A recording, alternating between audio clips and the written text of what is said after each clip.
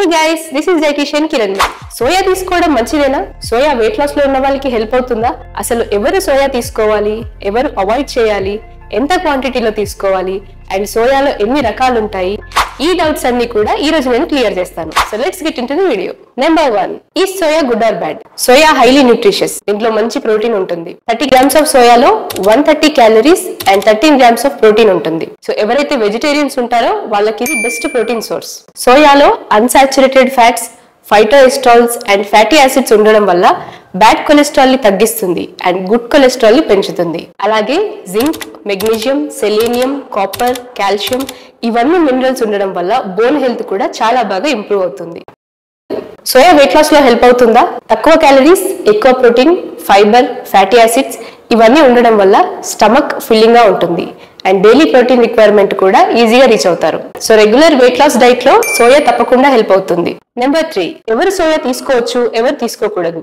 PCOS, menopause conditions లో oestrogen hormone చాలా తక్కువగా అయిపోతుంది. సో సోయాలో ఉన్న ఫైటో ఈస్ట్రోజన్స్ ఈ ఈస్ట్రోజన్ హార్మోన్ ని రీప్లేస్ చేస్తుంది. సో PCOS అండ్ మెనోపాజ్ లో వచ్చే సిమ్టమ్స్ అంటే headache, hair fall, nausea, hot flushes ఇవన్నీ సిమ్టమ్స్ కూడా సోయా తీసుకోవడం వల్ల కంట్రోల్ అవుతాయి. సోయా ఎవరు తీసుకోకూడదు?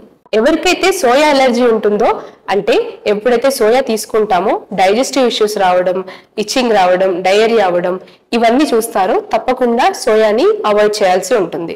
నెంబర్ 4, సోయా ఎంత క్వాంటిటీ తీసుకోవాలి? మీ ప్రోటీన్ రిక్వైర్మెంట్ ని బట్టి రోజుకి 30 to 50 grams మధ్యలో మీ డైట్ లో ఇంక్లూడ్ చేసుకోవచ్చు. నెంబర్ 5, సోయా ప్రొడక్ట్స్ గురించి తెలుసుకుందాం. Soya milk. Soya milk light గా ఉంటుంది అండ్ ప్రోటీన్ దొరుకుతుంది. బట్ మనకి 2 టైప్స్ ఉన్నాయి.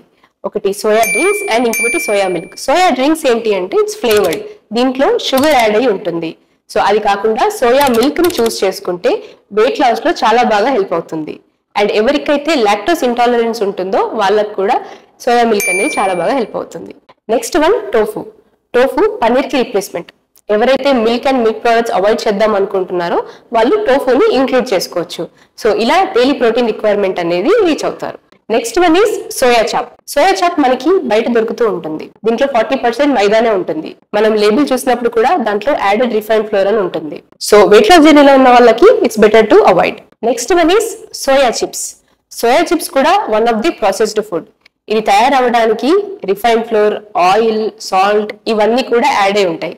దీనివల్ల క్యాలరీస్ కూడా ఎక్కువ ఉంటాయి. సో వెయిట్ లాస్ జర్నీలో ఉన్న వాళ్ళకి మాత్రం it's not suggestable. Soya vegetarians కి best protein option. So soya గురించి ప్రోస్ అండ్ కాన్స్ తెలుసుకున్నారు కదా.